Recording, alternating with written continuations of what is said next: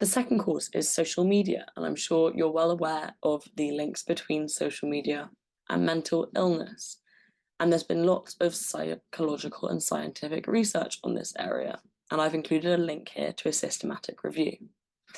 So, here are some of the common causes, or causes that might drive anxiety and depression amongst young people. Impaired sleep. There's evidence that social media makes our sleep worse, makes our behavior more sedentary, so we're less likely to move around and more likely to sit still. There is a negative impact of multitasking and overwhelming demand that social media has, and that is linked to mental health disorders.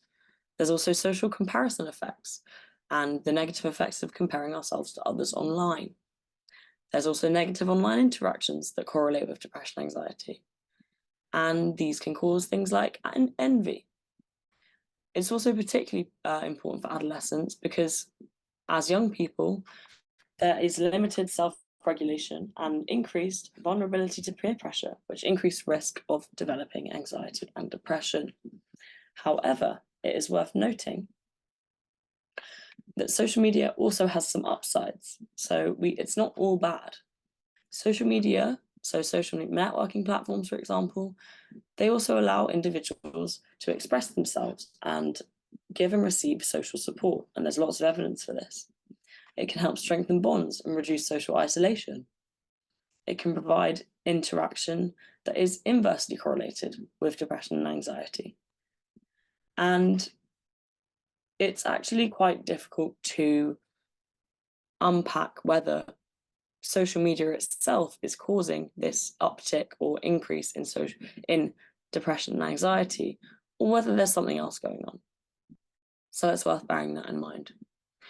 And I've noted there in the bottom there, just here, that the causal link between social media use and depression in adolescence is exaggerated. So it's something to be aware of. The debate is still going on. It's not conclusive.